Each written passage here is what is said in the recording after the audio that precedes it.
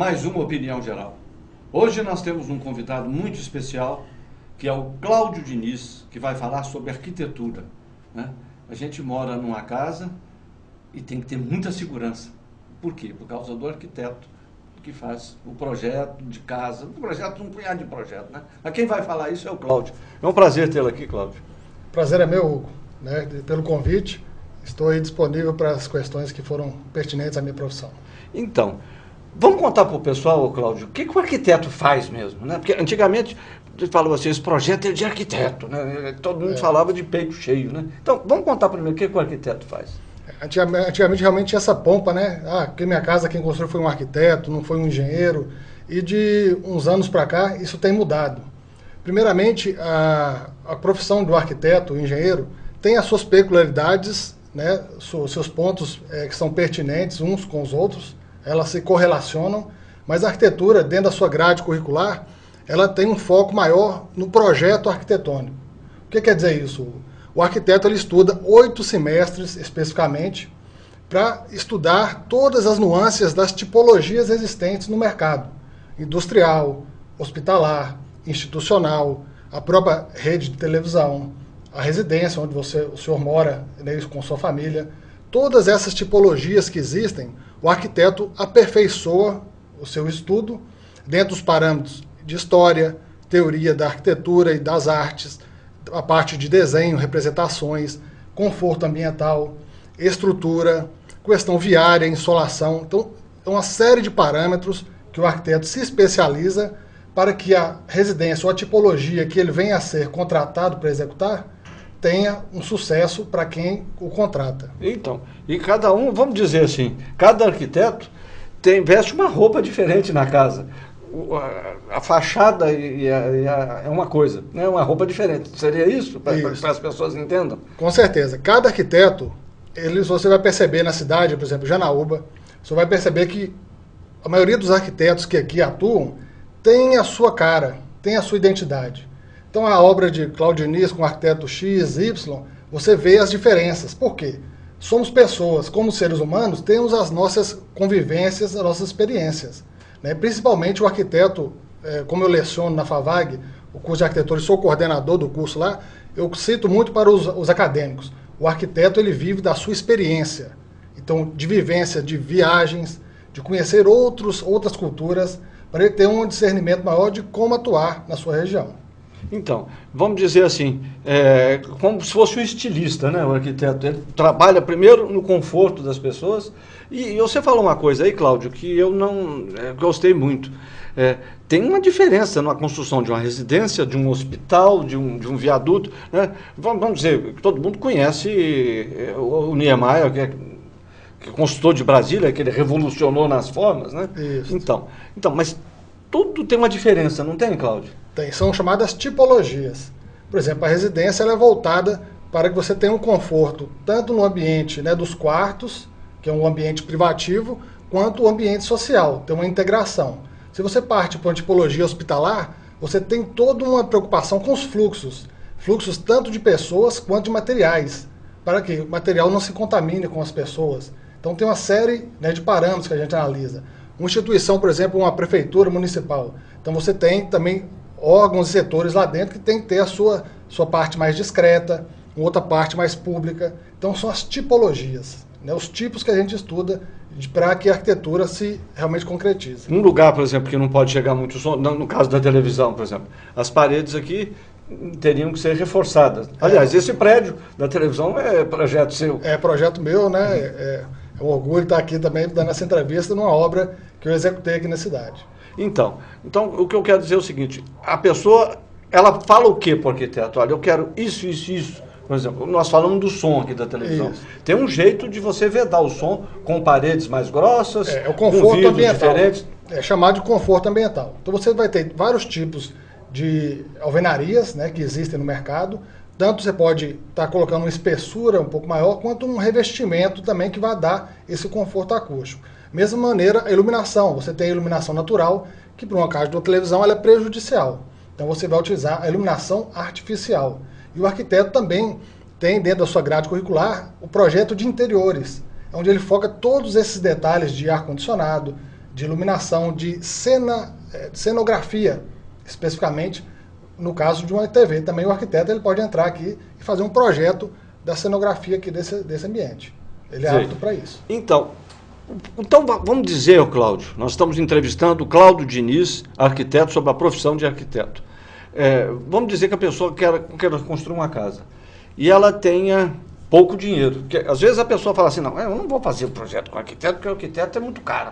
Eu faço com qualquer um lá, um prático lá que pega no computador, mas essas pessoas correm risco. Muito. E o arquiteto não é tão caro assim também. Não. Então, se a pessoa tem X de dinheiro, você vai fazer em cima daquilo. Isso. Seria assim? Isso vamos dizer, foi uma lenda que hoje está caindo por terra. Por quê? Uma das grandes vantagens que eu vejo na nossa região é que com a faculdade, eu cito muito importante, a faculdade de arquitetura está em Janaúba e região, nós vamos ter uma gama grande de profissionais que vão atuar no mercado. E em cada família, eu costumo dizer que brevemente em cada família vai ter um arquiteto. Isso não é ruim, nem para o profissional, quanto menos para a sociedade, porque vai se abrir um mercado e vai se explicar melhor, entender qual que é a função do arquiteto na cidade. No caso da primeira questão, que seria como começa um projeto. Um cliente ele vem com a demanda. Primeira coisa, o lote. Então nós temos a delimitação de espaço. Então, aquele lote tem tantos metros quadrados. Vamos supor, 10 por 30 tem 300 metros quadrados. Segunda questão, o programa. Normalmente o cliente ele já vai vir com a ideia. Cláudio, eu quero 2, 3 quartos, eu quero uma sala conjugada, eu quero uma garagem para 1 ou 2 veículos, eu quero uma área de lazer. E todas essas demandas, o arquiteto ele vai planejar, que chama-se programa de necessidades. Em cima do programa, ele vai discutir com o cliente se aquilo é viável ou não, em termos de espaço e em termos de custo. Porque muitas vezes ele pode falar, Cláudio, minha casa vai dar quantos metros quadrados? Vamos um exemplo prático e matemático. 100 metros, o custo da construção está gerando em torno de R$1.000. Então você teria um custo de R$100.000 no mínimo. Então esses detalhes o arquiteto auxilia o cliente na hora de decidir realmente qual que é a formatação final do seu projeto. Então, a escolha de materiais, Cláudio. Vamos dizer assim, um tijolo. Acho que não existe tijolo de segunda hoje mais, né? Nem de terceira ou de primeira. Existe tijolo requeimado, não sei. Que é um tijolo um pouco de pior qualidade, de pior qualidade. Mas, então, e a pessoa corre riscos de usar esse tipo de material ou tem jeito de usar esses materiais com segurança? Não, corre riscos. Primeiro que se o profissional, ela tem que procurar um profissional habilitado. Um outro detalhe, que eu vou abrir um parênteses aqui, Vamos é o seguinte. Abrir. Há uns 3 anos atrás, existiu o Conselho Regional, existe ainda o Conselho Regional de Engenharia e Agronomia, que era denominado anteriormente Conselho Regional de Engenharia, Arquitetura e Agronomia, o CREA. E a arquitetura, através de uma luta que nós tivemos aí no Congresso Nacional, conseguimos criar o Conselho próprio de Arquitetura e Urbanismo. Então, o CAU, que é o nosso conselho, ele é desvinculado do CREA. O CREA é um conselho federal e o CAU também é um conselho federal. São instâncias federais que auxiliam a população no exercício profissional do arquiteto e do engenheiro. Então, nesse âmbito, o profissional que você contrata legalizado para projeto de arquitetura, o ideal é ser do Conselho de Arquitetura. Por quê? Já tem uma lei, foi uma resolução número 51, isso é novo aqui no Brasil. Em Janaúba, então, os nossos ouvintes e que estão assistindo, os telespectadores, vão estar sabendo disso hoje. O CAU lançou a resolução 51 que fala sobre os direitos e atividades privativas do arquiteto. E entre eles é o projeto arquitetônico, que é a grande luta que o arquiteto tem para defender esse direito. Porque imagina um profissional que estudou 8 semestres concorrer com um profissional que estudou apenas 1 semestre, qual que é a qualidade do produto que o cliente irá levar? Então, em cima disso, é uma grande vitória. É isso que nós estamos falando lá e que a gente vai voltar a falar depois. Isso, que nós estamos em vias de fato de justiça ainda, porque o CREA está contestando, mas brevemente nós vamos ter essa grande notícia para a própria sociedade, não só para o Conselho de Arquitetura. Vai ficar melhor para as pessoas, né? Com certeza. Quer dizer que o CREA não vai fiscalizar as obras mais... Do arquiteto, não. Ele tem o poder de chegar na obra e exigir os projetos ou feitos por arquiteto ou por engenheiro. A obra tem que ter os projetos de toda maneira. Isso é obrigação do proprietário e do contratado. Mas o CREA chegando na obra, ele vai ver a RRT do arquiteto, o projeto assinado pelo arquiteto e o profissional e o cliente, e ele não vai poder notificar aquela obra. Então, voltando lá, nós estávamos falando dos materiais. Então, vamos dizer, hoje tem o porcelanato, por exemplo, que já tem coisa melhor do que o porcelanato. E tem o ladrilhozinho lá, o azulejozinho. O ardósia. Tá? Então, e agora, fora a laje, fora isso, esses materiais influem na segurança de uma casa? Pode influir. Primeiro que, se você colocar um piso inadequado, vamos supor que você vai estar trabalhando, né, num hospital e vai ter uma faxina, você pode correr riscos de escorregamento, uma quebra, né, de braço, fêmur. Então, correr riscos de queda, um piso inadequado para determinado ambiente. Isso tudo o arquiteto estuda. Né? Nós temos uma disciplina chamada materiais de construção, em que o arquiteto observa todos esses condicionantes que o material tem que ser aplicado aonde ele convém melhor. Então, tijolo. Então, tem uma série de tijolos tijolo que vai ter a questão de refletir melhor o calor, absorver menos o calor, refletir o som. Então, cada material tem que ser aplicado na tipologia correta. Então, você falou em tijolo. Eu não vou me ater só ao tijolo, não, mas é porque eu lembro, há quase 70 anos, meu pai construiu uma casa, e eram aqueles tijolos que faziam as chaminés, aquele tijolo... Adobe, já chegou? Não, aquele tijolo que fazia as chaminés de fábrica, aquele tijolo curtido, aquilo era duro igual pedra. É o tijolo maciço. Tijolo maciço. Isso. Então, aquilo, papai falou assim, não, nós vamos fazer tijolo deitado. Então a casa ficou com as paredes grossas. Então, aqueles tijolos eram mais seguros que esses de hoje? Antigamente, a arquitetura e a engenharia, nesse sentido, ela quase não tinha pilares e vigas. Então, utilizava muito esse bloco de tijolo maciço para estruturar a residência. Então, se você percebeu, em algum momento, essas casas antigas, quando elas são demolidas, elas têm muito poucos pilares e vigas, porque esse tijolo maciço ele tem uma resistência muito alta. Porém, ele não permite que você elimine uma parede específica de um quarto para o outro, porque aí a laje pode ceder. Ele tem uma limitação, a gente é chamado disso de bloco estrutural. Então, são construções que são seguras até um pavimento ou dois, mas ela não permite você alterar o layout. Já hoje, com a evolução da construção civil, em termos de pilares e vigas, as paredes são apenas vedamento. Elas só vedam. O que estrutura são os pilares e as vigas. As paredes só servem para tampar, para não ficar. Quer dizer que as residências são construídas com os pilares e as vigas. Nada mais apoia em parede. Nada mais apoia em parede. Então, essas Mas isso é lei ou chegou evolução? É evolução. É evolução. A evolução da construção civil é uma coisa mais segura, né? Você tem um tempo de obra mais rápido. Você pode ter observado algumas construções, principalmente em cidades maiores, eles sobrem aqueles grandes prédios, basicamente só pilares e vigas. Depois eles vão vindo por baixo, fechando, fazendo o vedamento. Então, porque a obra sai com uma velocidade mais ágil, para depois vir fechando com as paredes. A gente vê aqueles esqueletos de prédio, aí depois você vai vindo, subindo. Vai subindo, depois eles descem fazendo o acabamento, né? Não é igual... Igual hoje, na construção mais barata, no interior, você ainda utiliza os pilares e vigas como forma, a gente chama assim. Você elimina duas formas, de uma lateral e da outra, utilizando o pilar e a viga como forma.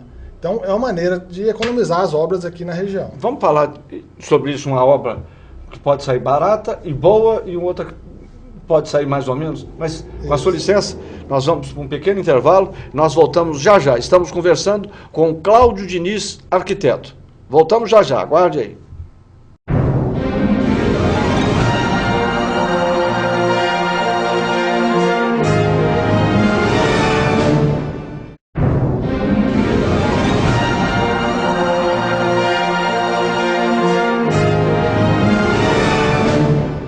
Estamos de volta com a Opinião Geral. Nosso convidado hoje é o Cláudio Diniz, que é um arquiteto aqui de Janaúba. Ô Cláudio, nós deixamos lá uma pergunta para você no intervalo, antes de entrar para o intervalo, sobre como fazer, né? Não foi mais ou menos isso, mas é mais ou menos isso que eu quero dizer. A gente nunca consegue fazer a mesma pergunta certinha. Né? Como fazer uma construção barata com segurança? Primeiramente, o barato é relativo, né? Vamos dizer assim, vamos pensar numa resposta em fazer uma construção dentro das possibilidades do cliente, né? Com a segurança. Você falou lá, R$1.000 o metro quadrado, você falou lá atrás, né? Não dá para fazer uma casa com 700 Um metro quadrado? A gente consegue economizar. Primeiramente, entendi. Primeiramente é o seguinte, onde economizar? A gente nunca deve economizar na questão estrutural da residência, que vão ser o quê? As fundações, as cintas, baldrames, os pilares, vigamento e laje. Então, essa é a estrutura. Uma similaridade com os nossos ossos, correto? Então, uma similaridade com os ossos do nosso corpo. Então, é o que sustenta a residência. Onde que a gente vai economizar? Fazendo essa mesma similaridade com nós, seres humanos. Nos adornos, na roupa. Na roupa. Então, por exemplo, se eu vou colocar um vestido de seda, vai botar um de chita. Isso. Por exemplo, você tem hoje pisos que giram em torno de 5, 6 reais o metro a 200, 300 reais. Né? Você tem louças sanitárias que giram na casa de 100 reais a 1.000 reais. Então você tem toda a parte de acabamento que é a maior oscilação, né, da faixa de preço no final de uma obra civil. Então, por exemplo, você vai construir uma casa e tem certeza que não vai fazer um segundo pavimento? Você pode estar usando uma laje de forro, em vez de usar uma laje de piso, que vai dar uma diferença de 10% mais ou menos no valor. Então, janelas. Hoje em dia, antigamente janela de vidro temperado, por exemplo, era uma janela cara. Hoje é o mais barato do mercado, porque a demanda aumentou muito e o número de empresas, isso facilitou o mercado. Se você mostrar hoje, pegar uma janela de ferro, instalar, pintar e mandar colocar o vidro comum, ela sai 20 a 30% mais caro do que uma janela de vidro temperado. Então são coisas da evolução dos materiais de construção, porque a demanda facilita na diminuição do preço. Porque não precisa da moldura. Da esquadria. Quem instala é o próprio vendedor de vidro temperado, ele vai na sua casa e instala aquele vidro. Então é a evolução. Por exemplo, portas. Hoje nós temos portas que não precisam ser mais de madeira maciça, madeira de lei, que é uma coisa cara. Você tem as portas compensado, que você pode laquear, você pode, né, colocar alguns revestimentos nela para ficar mais bonita, desejável, da maneira que você queira. E da mesma maneira a construção civil cresceu tanto no país que os materiais de todas as espécies, de fechaduras, de maçanetas, né, de vasos, louças e metais, todos isso têm demandas que ofertam valores diferenciados, tanto para uma qualidade melhor, com um preço maior, quanto para qualidade inferior, mas que faça também a mesma função. Então tem jeito. Tem jeito. E a pessoa vai morar bem tranquila, dentro das possibilidades dela. O importante é saber que a casa é feita para quem demanda. O cliente, ele vai do arquiteto, a casa é para ele. Então a gente tenta apenas com a parte técnica desenvolver um projeto bonito, agradável, que o quê? A pessoa chegue na casa a partir das 7 horas da noite, depois de um dia de trabalho intenso, ele tenha prazer de chegar na sua casa, abrir a porta da sua casa, né, sentir confortável e agradável. Essa é a função do arquiteto. É trazer arte para a construção. A arquitetura vem disso. Arque. Ela vem da arte. E textura de construção. Então a arquitetura nada mais é que dá aquele pontinho de arte naquela construção onde o cliente vai estar morando e vivendo a maior parte da sua vida, do seu tempo, né, no dia a dia ali dentro. Vamos falar de Janaúba agora? É um prazer. Bom, como é que você, Cláudio, você estudou arquitetura fora daqui que não tinha ainda, né? Na PUC. Na PUC em BH. Em BH. Na PUC é a Católica de BH. Isso, eu sou natural de Belo Horizonte, então a gente acaba falando. Deve ser atleticano ou cruzeirense. Pela camisa também. Mas o Fluminense vai tomar o lugar de vocês. Deixa isso para o Valber, né? Não tem nada a ver comigo. Isso. Vamos lá. Janaúba. Janaúba é uma cidade relativamente nova, 66 anos, 67 anos para fazer. O que o arquiteto Cláudio Diniz vê que pode ser modificado e melhorado em Janaúba, Cláudio? O arquiteto e urbanista, vamos falar agora, que é a minha profissão é arquiteto e urbanista. Que vamos citar Brasília, porque todo mundo sabe, né? Era o Lúcio Costa, né? Junto com o Niemeyer. Niemeyer era o arquiteto e Lúcio Costa o urbanista. Ainda tinha um paisagista que era o Bullemax. Eram três. Eram três gênios no mesmo local. No mesmo local. Isso. Então, como urbanista, me causa uma preocupação muito grande com os rumos que a cidade tem tomado desde o seu nascimento. O urbanismo é uma matéria, vocês imaginam, se a arquitetura já é uma matéria pouco conhecida pela população e pelos dirigentes, né, das cidades, o urbanismo ainda é muito menos conhecido. Então, Janaúba é uma cidade que vem crescendo, Graças a Deus, nós estamos num local, né, que mesmo com crises tem sua estabilidade econômica, apesar da sazonalidade das chuvas, mas tem crescido. Por quê? As pessoas que aqui vêm são empresários, né, então nós temos um grande número de empresários na cidade. Porém, a cidade tem crescido desordenadamente. Nós temos aí as vias, né, de ligação, que a gente chama de arteriais, coletoras e locais, as ruas, né, algumas degradadas. Os passeios não têm acessibilidade nenhuma. Não tem uma lei de passeio? Tem. Posso abrir um outro parênteses? Se abrir um parênteses está no primeiro bloco, outro parênteses. Não tem uma lei específica Existe. que o passeio tem que ser retinho? Existe a NBR 9050 que gere sobre acessibilidade. Né, a gente vê o trabalho também do Ministério Público, né, aqui em Janaúba, a passos lentos, mas porém já existindo nessa cobrança de algumas instituições em realizar o passeio conforme as normas. Outras questões são as nossas praças. São praças degradadas, praças que O que você chama de uma praça degradada, para que a pessoa entenda, Cláudio? Quem quiser conhecer uma praça degradada, é só ir no São Gonçalo, na Praça Anchieta. Ali tem muito buraco. Buraco, mato, animais pastando, nos bairros, né, que a gente pode chamar, que um bairro com grande infraestrutura, com residências num padrão elevado, e nós temos uma praça daquela magnitude largada, né? Aqui não tem posicionamento político, só tem posicionamento como urbanista, tá? Eu quero deixar bem claro aqui. É isso que eu perguntei para você. Posicionamento profissional. Foi isso que eu perguntei. Aqui nós não temos amigo para ajudar, nem inimigo para prejudicar. Tá? É um posicionamento profissional como urbanista, o que a gente vê na cidade. A gente vê calçadas que são feitas rampas para adentrar comércios dentro da calçada. A gente vê muita invasão de passeio pela parte superior, obras que avançam sobre o passeio e constroem-se varandas.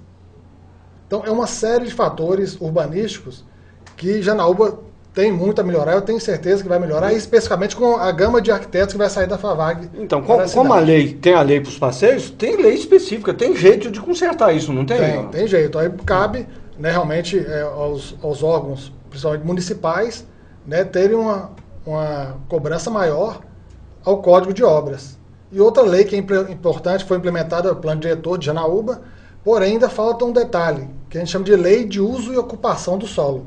Ela que gere, né, que determina o zoneamento da cidade, né, em cada polo e o que pode ser feito em cada região da cidade, tanto em termos de construção, quanto em termos de ocupação de tipologia.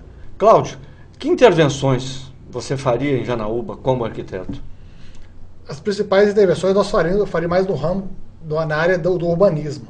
Né? Como eu havia falado, em gerenciamento das praças, melhoria de áreas para a maior diversão da nossa população, que é uma carência que nós temos em Janaúba, né? Melhorar a circulação viária, né? Ampliando ciclovias. Tem uma série de fatores o que a gente pode criar como interventor. Porém, é um caso que nós temos que fazer uma análise mais profunda.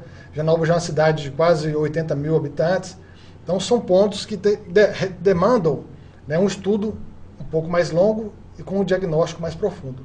Mas sempre vai ter jeito para melhorar na nossa cidade. Para que lado que Janaúba deveria crescer? Para onde está crescendo? Na saída para Belo Horizonte, Montes Claros ou para o norte? Na sua opinião? Na minha opinião, nós temos uma grande barreira, que é a linha férrea, que divide, né, o centro da nossa querida Padre Eustáquio, né, do bairro Padre Eustáquio. Então, um ponto importante foi feito em Curvelo, uma intervenção foi feita lá em Curvelo, né, próximo daqui, 400 quilômetros quase de distância de Janaúba, foi a retirada da linha férrea. Isso cria um corredor novo de circulação que valoriza, né, como nós vamos ter uma via muito mais larga, foram criados parques municipais, foram criadas áreas de lazer, pistas de skate, quadras cobertas, até pequenos mercados nessa faixa. Só abrir um parênteses, que nosso tempo tá quase acabando. Ele falou, foi tirada a linha férrea, mas foi mudada para outro lugar. Isso. Foi mudada para mais distante. Foi transferido, né, para passar por fora da cidade. Para passar por fora da cidade. Foi feito um centro cultural. Pode continuar só para... Isso. E onde era a estação, foi criado um grande centro cultural. E é onde hoje acontece o grande forró de Curvelo, que é uma festa aberta à população e com toda a infraestrutura física, de segurança, banheiros, né? Então realmente revoluciona a cultura. Em Janaúba, uma das coisas que eu sinto mais falta é a possibilidade de a gente ter uma diversão para a nossa família. Isso não está muito difícil, não, porque só passa um trem aí, raramente a gente escuta barulho de trem, mas muito raro. Então isso não está muito difícil de isso é uma das coisas que o urbanismo poderia gerar uma intervenção no planejamento dessa área após uma retirada de uma linha Então, férrea. uma pergunta que eu faço para muita gente que vem aqui, nunca fiz para o arquiteto. Fechar esse quarteirão aqui, da Praça do Cristo até aqui na Praça dos Bancos, não seria uma boa também para a cidade? Um shopping a céu aberto? Hoje ainda demanda de estudos, Hugo. Então eu tenho que falar tecnicamente. Isso demanda de estudos. Vontade a gente tem, a gente acha, mas o achismo aí não é bonito, né? A gente tem que ter a técnica para avaliar. Isso após um estudo bem formalizado, bem formatado, isso pode ser criado, mas a resposta tem que ser técnica, Tem que não ser só técnica. de achar. Mas existe essa possibilidade. Com certeza, mas tem que ser uma coisa técnica estudada. Nós estamos conversando com o Cláudio Diniz, arquiteto, e eu vou deixar o tempinho que falta para você dar um conselho para quem quer construir sua casinha, quer construir sua indústria, o que ele deve fazer? Isso. Como havíamos dito aqui desde o começo, procurar um profissional habilitado. Hoje não existe mais a ligação do arquiteto com o CREA, conforme foi falado. Por quê? O arquiteto ele tem o seu próprio conselho, a sua própria fiscalização. Então o arquiteto é aquele capaz de realmente gerar o primeiro plano seu, que é o projeto arquitetônico. Após isso, você tem outros profissionais que atuam na área, como o engenheiro civil, que possa fazer o projeto estrutural, tem o engenheiro eletricista, que vai fazer o projeto das instalações elétricas, e assim sucessivamente. Então não existe aqui nenhuma briga entre profissões, entre arquiteto ou engenheiro.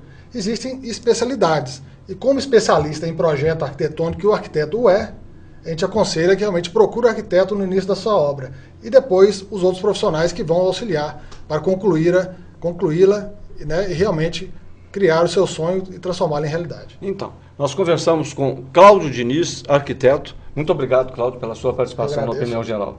Eu agradeço a presença, um abraço a todos. A todos, muito obrigado e até o próximo programa. Olha, vou só lembrar vocês, nosso programa é às 8h15 da manhã e às 8 horas da noite, ok? Não se esqueça. Até lá.